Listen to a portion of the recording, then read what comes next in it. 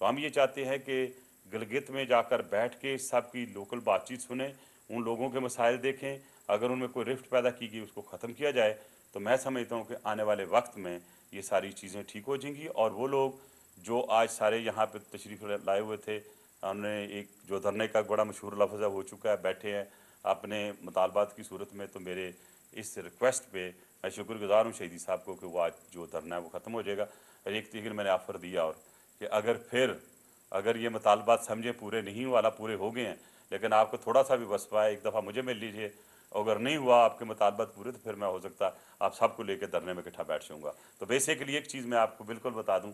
कि जो मुतालबात थी इनके जायज़ थे, वो सारे के सारे हमने किए हैं। वो मुतालबात सिर्फ़ शिया कम्युनिटी से नहीं, वही मुतालबात एग्जैक्टली सुन्नी कम्युनिटी से भी हैं, क्योंकि जब एक हफ़्ता पहले हमारी मीटिंग हुई थी यही सवाल थे, लेकिन क्योंकि होता हुआ उनको शायद नज़र नहीं आया था या उनको कन्वे नहीं कर सके थे। और ज़ाहिर है अगर ये अफवाहें फैलेंगी कि 15 बंदे वहाँ मार गए, 100 बंदा वहाँ मार दिया गया, तो अफवाहें जो हैं वो हर एक के दिल में कुछ ना कुछ नेगेटिविटी लाते हैं। तो मैं ये बहुत अच्छा हुआ आज हमारी मीटिंग हुई, हमने सारी चीज़ें इनके सामने दिल खोल कर रखी, इन्होंने भी दिल खोल कर बात की। तो इसलिए मैं इसको मुज़ाकरात नहीं कहूँगा, एक फ्रेंडली बातचीत थी और बड़ी फ्रूटफुल थी। अब बेसिकली इनका मकसद, मेरा मकसद, सुन्नियों का मतलब पूरे पाकिस्तान का, हर बच्चे का, हर बड़े का, हर बूढ़े का, हर एक का सबसे मुतालबा यही है और ख्वाहिश भी यही है कि पाकिस्तान में अमन हो। तो अब हमने मिलकर अमन लाना है और मैं इनका शुक्रगुज़ार हूँ फॉर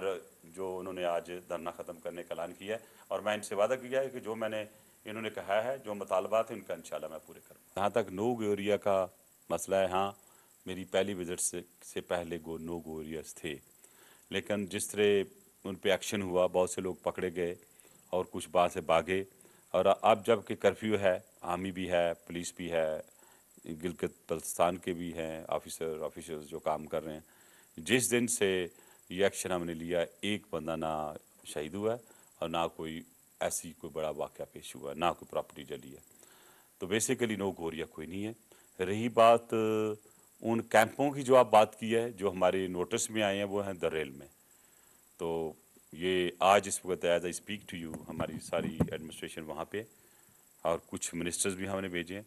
और मेरी थोड़ी देर पहले चीफ मिनिस्टर गिलगित बल्तिस्तान से बात हुई, उन्होंने कहा जी मंडे तक उन्होंने टाइम मांगा कि वो लोग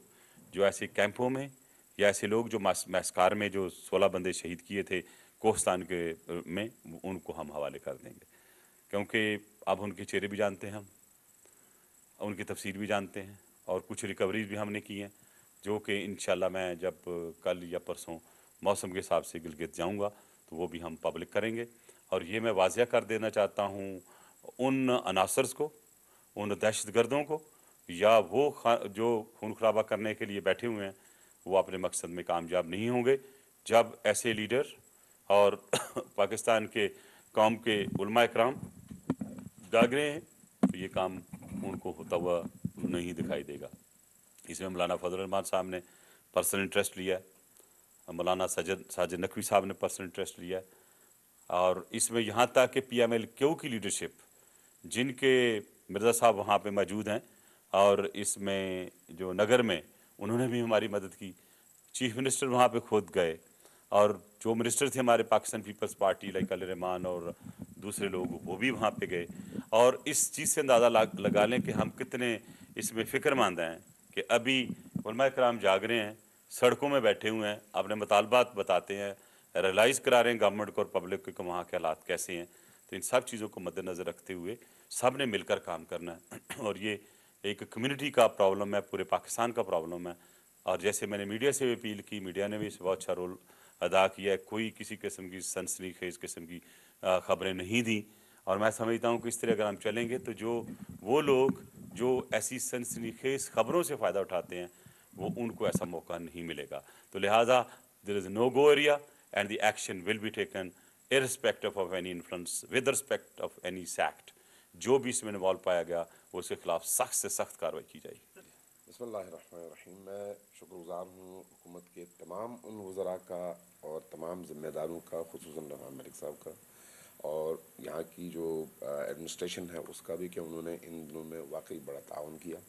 और आज जो हमारी गुफ्तगू गुज़श्ता 3-4 घंटों से मुसलसल जारी थी,